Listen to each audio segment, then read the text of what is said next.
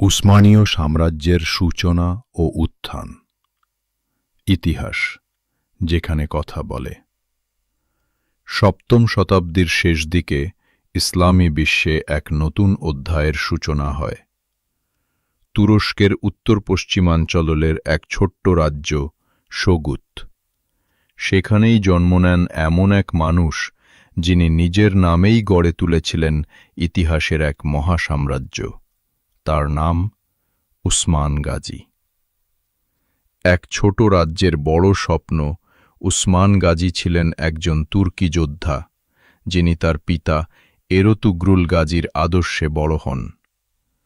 এরতুগ্রুল ছিলেন একজন নেতা, যিনি ন্যায়, সাহস ও ইসলামী নীতিতে বিশ্বাসী ছিলেন। তার মৃত্যুর পর উসমান গাজী নেতৃত্বের দায়িত্ব নেন, আর সেখান থেকেই শুরু হয় উসমানীয়দের গল্প।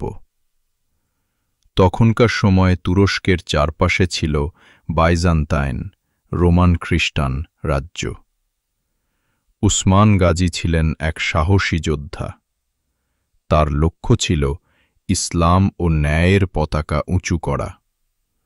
ছোট ছোট যুদ্ধে তিনি একের পর এক দুর্গ জয় করতে শুরু করেন, আর সেই ছোট রাজ্যটি ধীরে ধীরে পরিণত হয় এক বিশাল শক্তিতে। এক নেতা, এক বিশ্বাস, এক সাম্রাজ্য। উসমান গাজীর সবচেয়ে বড় শক্তি ছিল তার ঈমান ও ন্যায়বোধ। তিনি কখনো ক্ষমতার জন্য নয়, ন্যায়ের জন্য যুদ্ধ করতেন। জনগণের সাথে ছিলেন এক সাধারণ মানুষের মতো, আর শত্রুর সামনে ছিলেন এক অদাম্য সেনাপতি।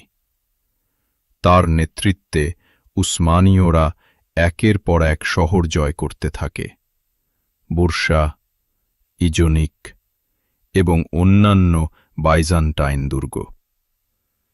এই শহরগুলো জয় করার মধ্য দিয়েই ইসলামী সংস্কৃতি ও শাসন ব্যবস্থা সেখানে প্রতিষ্ঠিত হয়। 1301 সালে প্রথম আনুষ্ঠানিকভাবে উসমান গাজীর নামেই রাজ্যের নাম রাখা হয় উসমানীয় সাম্রাজ্য। বিশ্বাস ও সভ্যতার সমন্বয় উসমান গাজী শুধু যুদ্ধজয়ী নন, ছিলেন একজন মহান প্রশাসকও। তিনি এমন এক রাষ্ট্র ব্যবস্থা গড়ে তোলেন যেখানে ইসলামী আইন, শিক্ষা, সংস্কৃতি এবং ন্যায় সব একত্রিত ছিল। তার উত্তরসূরিরা এই নীতিকে আরও প্রসারিত করেন। উসমান গাজীর মৃত্যুর পর তার পুত্র ওরহান গাজী সাম্রাজ্যকে নতুন উচ্চতায় নিয়ে যান।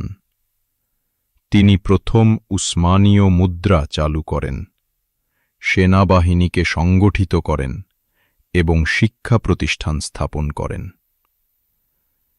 এক সাম্রাজ্যের উত্থান 1453 সালে উসমানীয় সাম্রাজ্যের ইতিহাসে আসে এক মোড়ঘোরা মুহূর্ত।